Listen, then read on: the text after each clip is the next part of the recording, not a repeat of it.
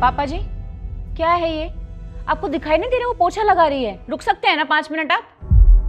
वो बेटी बहुत ज़ोरों से बाथरूम आ रहा है तो रुका नहीं गया। अगर 5 मिनट रुक जाते तो कोई आफत नहीं आ जाती। वो पूरा दिन पोछा लगाती रहेगी क्या? लेकिन बेटी मेरे पैर तो साफ हैं। हे भगवान, अगर आपको अपने हिसाब से रहना है ना तो आप एक काम कीजिए, पीछे वाले सर्वेंट रूम में रहना शुरू कर दीजिए आप। अरे कैसी बात कर रही हो बहू? मुझे अपने ही घर में अब सर्वेंट रूम में रहना पड़ेगा? तो क्या महल बनवाऊं मैं आपके लिए? इस घर में रहने दे रही हूँ, यही बहुत बड़ी बात है। आई बात समझ में? चुप हो जाइए आप ही। चलिए शांत हो जाइए, अपने कमरे में चलिए। हाँ जी।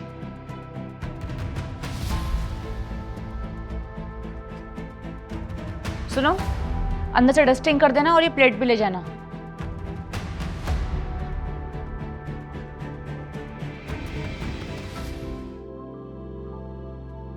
सुना तुमने क्या कहा बहू ने? सर्वेंट रूम में रह लो। जिस घर को बनाने में मैंने अपने रिटायरमेंट का सारा पैसा लगा दिया, उसी में रहने के लिए ये लोग कह रहे हैं कि घर में रहने दे रहे हैं, तो क्या कम ये? छोड़िए ना, अब शांत हो जाइए। क्या शांत हो जाऊं? क्या शांत हो जाऊं? ये घर मैंने कितनी तमन्नाओं से, कितनी ख्वाहिशों से बनाया था। इस घर की एक एक चीज मैंने तुम्हारी और अपनी पसंद से लगाई थी। ये लोग कह रहे हैं कि अपना देख लो। कोई बात नहीं, बच्चे हैं। ना ना ना, अब ये लोग बच्चे नहीं रहे। अब ये लोग बहुत समझदार हो गए हैं, बहुत समझदार। अच्छा, आप थोड़ी देर आराम कर लो या फिर कहीं बाहर घूमाओ। दिमाग शांत हो जाएगा तो मन भी ठीक हो जाए।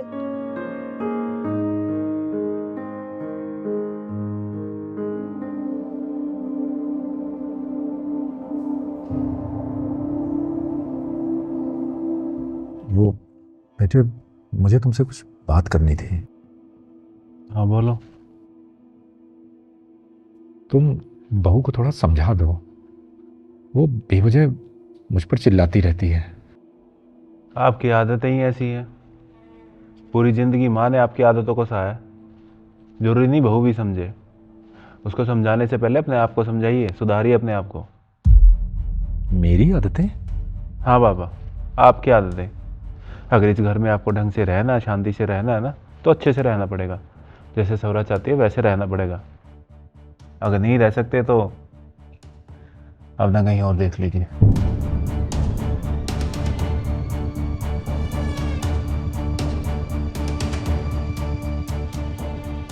मम्मी पापा, हम 2-3 दिन के लिए सौरा के घर जा रहे हैं, इनके घर वालों से मिलने, तो घर का ध्यान रखना। ठीक है बेटा।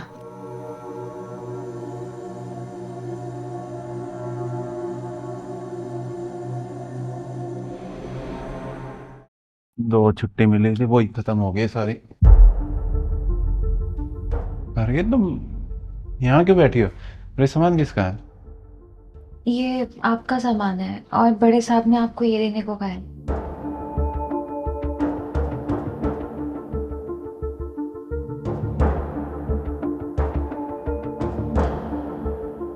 संजू बेटे, मैं और तुम्हारी माँ तीर्थ यात्रा पर जा रहे हैं। तुम दोनों का सारा सामान मैंने बाहर रखवा दिया है। अपने लिए नया घर ढूंढ लेना, क्योंकि ये घर मेरी कमाई का है और मेरे नाम है। इस पर तुम्हारा कोई हक नहीं। और हाँ, ये घर मेरे मरने के बाद भी तुम्हें नहीं मिलेगा, क्योंकि मैंने इसे एक ट्रस्ट को दान कर दिया है और इससे तुम्हारी बहन को भी कोई प्रॉब्लम नहीं है। हाँ, अगर तुम चाहो तो गांव वाले घर में रह सकते हो, उस पर तुम्हारा हक है। ये घर मैंने तुम्हारी माँ और अपने बच्चे के लिए बनवाया था, पर तुझे देखकर लगता है कि तू मुझे अपने बाप की नजरों से नहीं देखता, एक बोझ के जैसे देखता है। और इसीलिए मैं तुझे अपना बेटा मानने से इनकार करता हूं। जहां भी रहो खुश रहना। अपनी पत्नी के साथ। भगवान तुम्हारा भला करे। तो तुम चाह रही थी कि उन्हें किसी ओल्ड एज होम में भेज देते हैं, उन्होंने हमारे साथ कर दिया। कहीं के नहीं, हम रोड पे आ गए हैं। पर वो ऐसा कैसे कर सकते हैं हमारे साथ? जैसे हम कर रहे थे उनके साथ। अब उठाओ ये सारा सामान, चलो। बाप